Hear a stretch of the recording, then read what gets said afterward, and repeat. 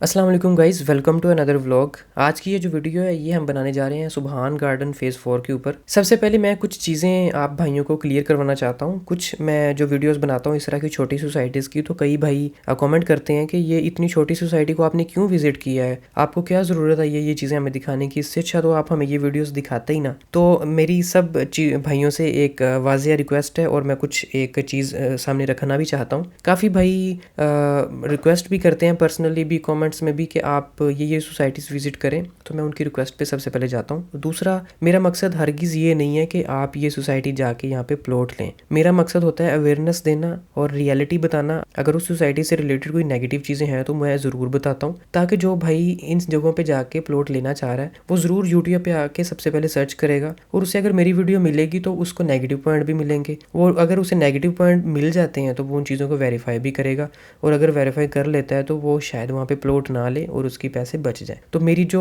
कोशिश है, मेरा जो पैशन है वो ये है कि आप सब भाइयों तक एक फेयर बात पहुंचाऊं, और अगर आप इंटरेस्टेड नहीं होते किसी सोसाइटी में तो आप मेरी वो वीडियो खोल के ना देखा करें। मैंने कभी भी फोर्स नहीं किया, ना मैंने कभी किसी से लिंक शेयर किया कि ये मेरी वीडियोस देखें। आप लोग खुद आते हैं और मेरी हर वीडियो के अंदर कुछ ना कुछ अवेयरनेस होती है। मैं कुछ ना कुछ चीज़ें बता रहा होता हूँ, आपके माइंड के अंदर डाल रहा होता हूँ कि इस सोसाइटी के अंदर आपने ये वाली चीज़ें करनी है, ये वाली नहीं करनी, ये नेगेटिव पॉइंट्स हैं, ये पॉजिटिव पॉइंट्स हैं, और एक कंक्लूजन आपको मैं बता देता हूँ।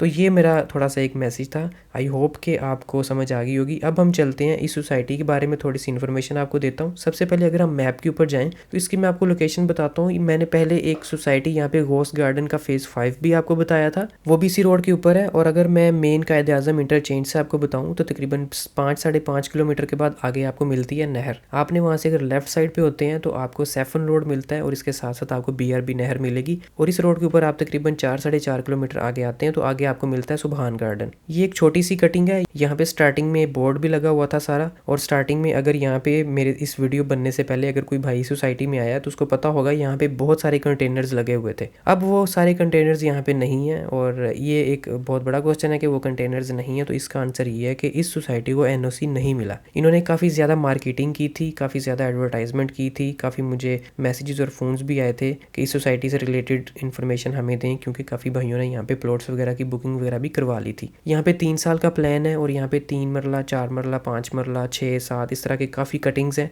वो आगे जाके मैं इसकी सारी इन्फॉर्मेशन भी आपको देता हूँ कि यहाँ पे कितने किस्म के प्लॉट्स हैं और उनकी क्या प्राइसेस चल रही हैं। अलबत्ता थोड़ा सा मैं आपको ये बता रहा था कि यहाँ पे इनको NOC नहीं मिला, और यहाँ पे उन्होंने दोबारा से एक सोसाइटी मैनेजमेंट कह रही है कि मैं दोबारा से हम क्लेम कर रहे हैं। अलबत्ता यहाँ पे जितनी भी कंटेनर से वो सारे उठा दिए गए हैं, साइड पे चले गए हैं। आपको यहाँ पे स्टार्टिंग में कोई भी कंटेनर नज़र नहीं आएगा। अलबत्ता आगे जाके आपको एक ऑफिस मिलता है, और वहाँ पे आपको कुछ प्रॉपर्टी डीलर्स नज़र आते हैं। और ये जो मेन रोड है ये पहले यहाँ पे सारा मिट्टी का रहा, यहाँ पे कोई भी पत्थर वगैरह नहीं था जब आप लोगों ने देखा होगा। अब यहाँ पे पत्थर वगैरह डाला गया है, और इसको काफ़ी हद तक थोड़ा सा सेमी कारपेटेड करने की कोशिश की गई है। ये जो आप बोर्ड देख रहे हैं सामने, इस बोर्ड के ऊपर पहले सारा इनका एक एडवर्टाइजमेंट थी, और यहाँ पे सारा लिखा हुआ था बड़ा, लेकिन अब वो सारी चीज़ें यहाँ से रिमूव कर दी गई हैं, और यहाँ पे कुछ छोटे छोटे आपको बोर्ड वगैरह नज़र आएंगे। अब हम चलते हैं अंदर, और अंदर चल के देखते हैं, और बाकी आपको मैं सारी इन्फॉर्मेशन देता हूँ कि यहाँ पे प्लॉट्स कितने मरला के हैं और यहाँ पे क्या सिस्टम है। तो ये जो आप रोड देख रहे हैं इसके ऊपर अभी तक पत्थर ही है, और इसको एक मेन बेस बना दी गई है, और दरमियान में एक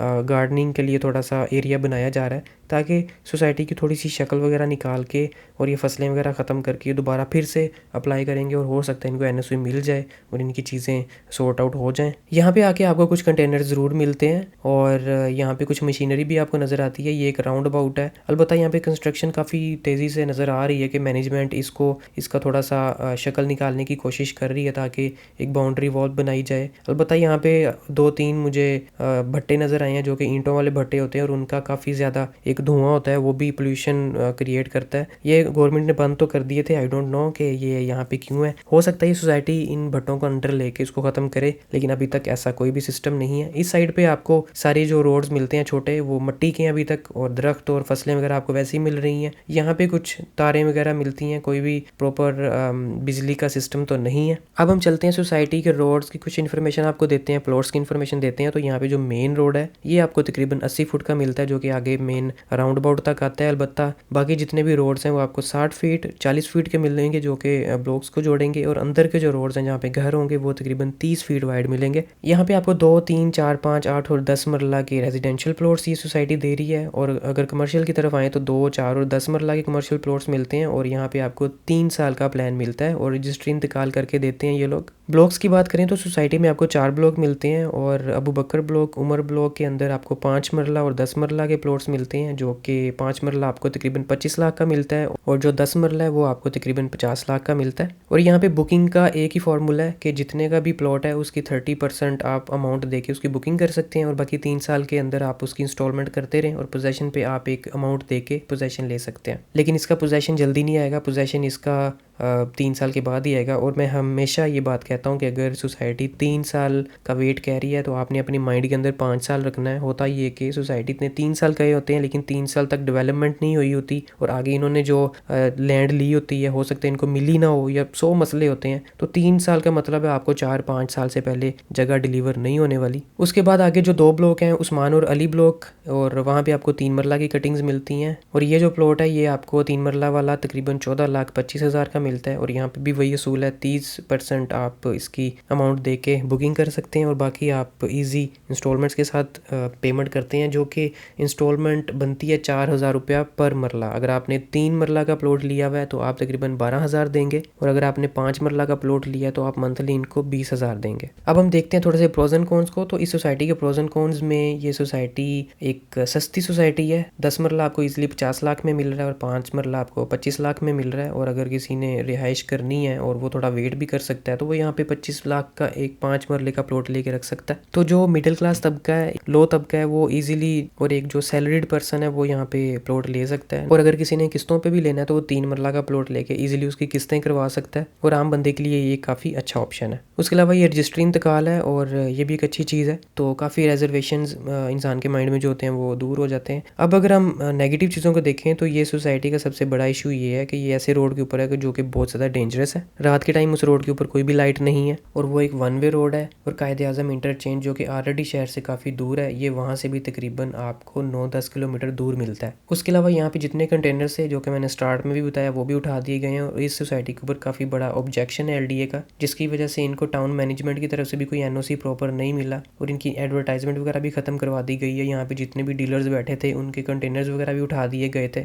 और ये कंटेनर्स वगैरह लगाए ही इसीलिए जाते हैं कि यहाँ पे अगर हम प्रॉपर ऑफिसेज बना के बैठ जाएंगे तो ये लोग आके, अगर NOC अप्रूव नहीं होगा तो ये लोग तो आके हमारे ऑफिसेज गिरा देंगे और हमें सारा नुकसान हो जाएगा। इसलिए कंटेनर एक कह लें कि एक मोबाइल ऑफिस होता है जो कि ईजिली क्रेन के थ्रू रख लेते हैं, और जैसे ही उठाना पड़ता है तो वो फ़ौरन उठाया भी जाता है। तो ये इसके अंदर थोड़ी सी एक गेम होती है, ये समझा करें। तो ये काफ़ी एक रिस्क है कि यहाँ पे NOC क्लियर जब तक नहीं होता, जब तक चीज़ें यहाँ पे ट्रांसपेरेंट नहीं होती, तब तक यहाँ पे आप प्लॉट लेने से पहले हमेशा सोचें। तो कंक्लूजन की तरफ आएँ तो ये एक मिडिल क्लास बंदे के लिए काफ़ी अच्छी सोसाइटी है, और अगर इसके अंदर रिजर्वेशंस ख़त्म हो जाएं और यहाँ पे इनको NOC मिल जाए और सारी इनको इजाज़त मिल जाए कि आप यहाँ पे डेवलपमेंट कर सकते हैं और सारी चीज़ें बेच सकते हैं, तो ये काफ़ी अच्छी सोसाइटी हो सकती है। इस सोसाइटी से रिलेटेड आपके पास कोई भी इन्फॉर्मेशन है आप मेरे साथ शेयर कर सकते हैं। अगर आप यहाँ पे इंटरेस्टेड हैं, आप कोई प्लॉट की इन्फॉर्मेशन लेना चाहते हैं तो भी आप मेरे साथ कॉन्टैक्ट कर सकते हैं। अगर आप मेरी किसी किस्म की कोई भी बात में करेक्शन करना चाहते हैं तो आप मेरे साथ डायरेक्टली व्हाट्सएप पे रब्ता कर सकते हैं।